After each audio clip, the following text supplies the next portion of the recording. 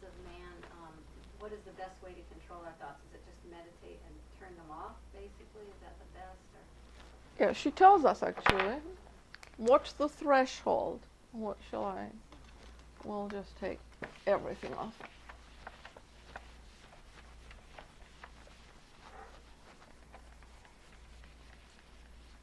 You have to watch the threshold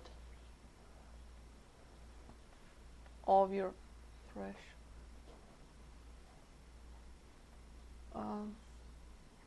of your mind.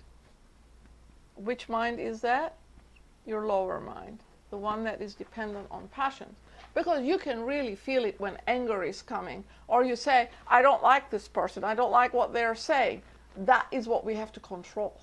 That don't allow those things to come in. Instead, control the threshold of the mind and say, I don't want to think this way. We have that choice. We don't have to go with our feelings. Well, we cultivated them up to this point, and they do automatically get ignited. And she says it takes indomitable willpower. This is not my word. It's hers. Indomitable willpower to control, even at the most organic level, which activates this process. So here is what the biological aspect of it is. Say the nerve induction, because this is nerve induction, you know that, right? It's the nervous system that activates this stuff. So this is nerve induction, and it's traveling here. And here comes a junction point, and you have facilitated this path, which goes towards, say, dislike or hatred, whatever, negative stuff, right? But to cut it off here is what this indomitable power is required for. You're going to shut it off, this path, and move it in this direction, which is the opposite aspect of it. This is where reason comes into it. She says we have to use our reason and don't give into our emotions and feelings, because they ruin us. Now we're going to open this path. Where is that going? Brotherhood, altruism, charity, justice, all of the positive aspects of humane nature, which is our higher aspects, which then enable, what is it we're doing? The buddhi manas to control, rather than the kama manas controlling our activity and thoughts. So that's how it is done. This is the biological level, because up to this point we have served our karmic nature. And that is how it is done. We're going to re-energize it in its opposite direction for service to humanity. And I would like to read this little bit here. She tells us, let us remember that the first race is shown in occult sciences as a spiritual within and ethereal without. And if you look on your chart, we are moving in this direction. So whether we're going to etherealize or not, I assume that we will. How else we're not going to have a physical body and be able to find? We're going towards that manasic expression of our nature. We're going to etherealize, no doubt about it, because she tells us in the secret doctrine that Akasha, or the astral light, is going to be visible in the air. Well, how are we going to see it? Not with these eyes, because it's invisible right now. So what is it going to make it visible for us? The third eye. So since the first race, she's describing it here. She gives us lots of hints everywhere as to what it is that she's telling us. So the spiritual within, ethereal without. The second, which is with us, fifth root race, is the second race on the coming down part. Psycho-spiritual mentally and ethero-physical bodily. These are the changes that evolutionary process is bringing about. We're talking now millions of years, okay? Millions of years, because Atlantean to now, I think it is 5 million years, is my understanding of it from the secret doctrine, if I have dug it out correctly. And then she says, The third is still bereft of intellect, because the mind got lighted at after the midpoint of the third race, is astrophysical in its body and lives an inner life in which the psycho-spiritual element is in no way interfered with as yet by the hardly nascent physiological senses.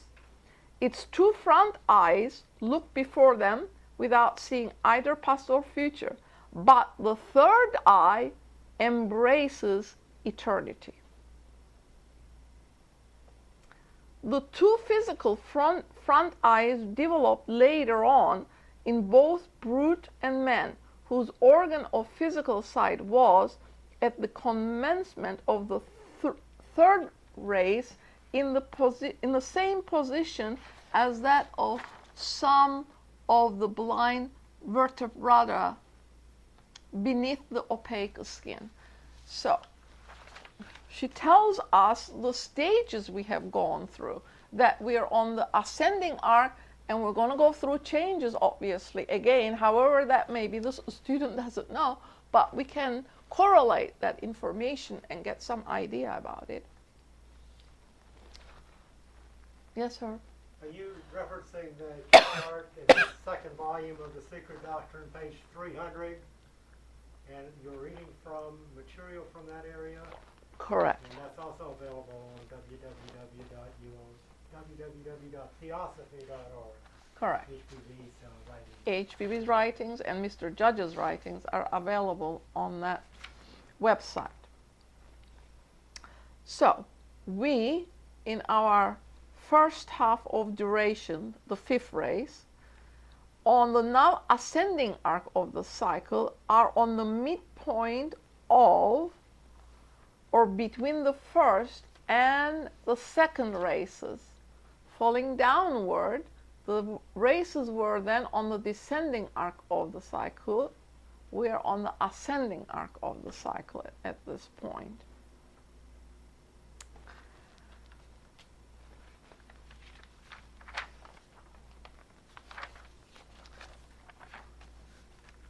And she tells us about the brain, which is very interesting.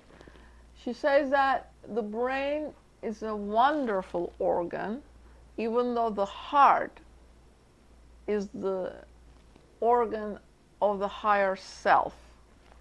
But the brain is also wonderful.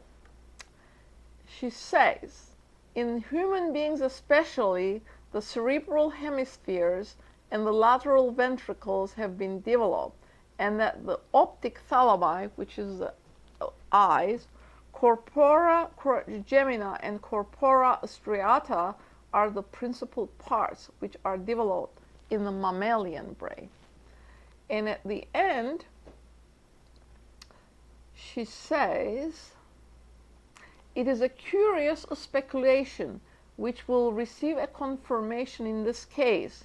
We should see below and behind the cerebellum, which has been held to be the seat of all the animal proclivities. What are those? Because the cerebellum is 24/7 active. It never sleeps. Otherwise, we would not be able to breathe. We would not be able to walk. We would not be, it just, all of the physical activities are controlled in the cerebellum. Because when you have an accident, and you become into a vegetative state, meaning that the frontal lobes are not functioning, that functions. It enables you to breathe. Whether the internal is there or not, this is a question that the medical world is still trying to answer. And it coordinates all of the physiological movements. The fore part of the brain, the cerebral hemispheres, are connected with the development of the intellectual powers in man, and in the middle, dominating them both, and especially the animal function, the developed pineal gland, in connection with the more highly evolved or spiritual man. So the pineal gland expands and grows with the growth of the the spiritual aspects of the human being. And she says if it could be opened and looked at, this would be proven. Is that then the part of us that you might call instinct, the pineal gland? Well, Which instinct, evolves over ages? instinct is the lower aspect of the human economy. As you know that all of the animals have instinct. But to cultivate the diva eye, to enable ourselves to obtain wisdom, and that should not be the primary concentration. The primary concentration is to change the lower nature, because all of the electrical centers of the brain, neural centers, activate automatically as you progress on this path. It's an internal process. They say that initiation is not an external process, it is an internal process. So as we're struggling to do the right thing with your thinking, with your speech, with charity, is this the right way to do it? You're using your reasoning powers and so forth.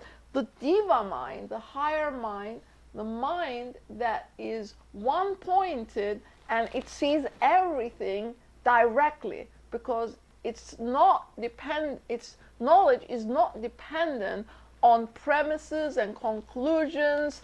It looks at things directly and it knows. So if you want that part of that divine life to come to your assistance, then you have to aid the process so that it can come in. You have to invite it in so that it can come in and slowly help you control, or it controls, I should say, the lower mind. So perhaps I should have used the term conscience rather than instinct. This is a conscious effort on the individual to try to cultivate this mode of living by watching the threshold of the mind and not allowing, because sometimes you're doing something and you suddenly become aware that there's a thought in your mind, because that kama manas is automatically, what did we say it represents? It represents the reproductive power in nature. It repeats everything to itself automatically all the time. So you have to cut it off. And if it's not to your liking what is in your mind, you can change it. You can put something positive in its place. This is how our nature changes, by slowly removing what we don't want and replacing it with what we want. And that's the key, using the reasoning powers to, what is it that you're really doing? What is that process involved? Changing the elementals. Because you're imprinting those elementals. Now suddenly you're telling them, you know what, I'm going to change you. And they're going to resist it for a while. And you have to be persistent. Indomitable will requires persistence. So that's the way we do it. There's no other way. This work we have to do, each and every one of us. Because we abused it from the Atlantean days, and she says that that is when we had made our most and highest and severest karma in the Atlantean days, because knowingly we allowed the lower to supersede over our spiritual natures. And now we're going to reverse it. That's not an easy process. We've been at it for millions of years. Don't expect to do it in 1 month, is what we're told. Yeah. There's a doctor that speaks on the internet and also probably a million other places, but I think his name is Dr. David Amen. Yeah, I've heard him. Mm-hmm. He says kill the ants, and that's the automatic negative thought. Mm-hmm. So kill the ants. Yeah, I've Good way heard to him. remember. He gives good advice about nutrition and stuff. Yes, absolutely. Yes, because the doctors that are forward thinking are all on that path also. Whatever they say is in line with these writings. Remembering that this came out in 1880s, this is 2012, and we are just approaching health from this perspective, that it is up to each individual to put your physical body in order. Don't rely on outside help. Do the best you can for yourself. And he tells that he exercises every other day, and he does not allow any extraneous substances in his food that he doesn't want there. And he's a vegetarian, and he recommends no cheese, I think. Is he the one who says no cheese? I'm not sure. No dairy product. Well, I'm intolerant to it anyway, so that's where it is. But to be very watchful as to what we put in our physical body, because it is a very finely tuned vehicle of the highest Aditi on earth. So we are a spirit, we are soul, our soul nature being our mind nature, and we're pure manasa, meaning that that divine part of us ought to be in charge of our daily activities, but we have to invite that aspect to come in and control it. And until that happens, we're going to struggle with it in this manner, which is being mindful. Yeah, being mindful. This is also Buddha's statement, being mindful. I think what he said had a lot to do too, that your profession should not be harmful to others. That's being mindful. Soft speech that doesn't hurt others. That's being mindful. Being charitable in your attitude towards others. That's being mindful. Correct thought, correct speech, correct action is the first three aspects of Buddha's teaching. Yes? Well, I've even seen it on television, like even in like the comedy of Saturday Night Live, they have this one person called Debbie Downer. I don't know who that is, but everybody will be sitting there at the restaurant talking about good things, whatever, and she all of a sudden brings up a really bad thought, and everybody goes, That's funny.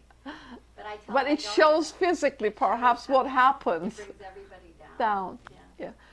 So a kind word. The monk on the train, the little video that we saw some time ago. Yeah. The monk walked on the train. Everybody was glued down. Their faces. And he started smiling, and others started smiling too. Then he started laughing, and everybody on the train started laughing. It was really funny, that thing we saw. There's a little lion that you just reminded me. I keep forgetting to go look for it, but I saw it recently. Somebody brought in this little lion that you wind up. It's from Hallmark. Just rolls on the floor and laughs. And I just want to get that, and I keep forgetting. You know, these are so serious. These are serious subjects. But that is not how we're supposed to approach life either. We're to have fun with it. So please remember, we say it with a straight face, but it doesn't mean that we don't have fun with whatever it is that we're doing every day. We have that inner peace and joy ought to come right out of us and shine through, because the inner life is full of hope, full of beauty, completeness, unity. It's all that in the core of each one of us, and that is what we need to express. But for discussion purposes, we have to do it with a straight face. So a smile, give someone a good smile, a good thank you, a pat on the back. All those things matter tremendously. And so, if you wish to continue with this, you can go to the Secret Doctrine. It starts around 294 and just carries through. She has tremendous amount of information about the structure of the brain, how the third eye functions, and I read just bits and pieces of it. It's too much. Second volume. Second volume, yes. So, let's see.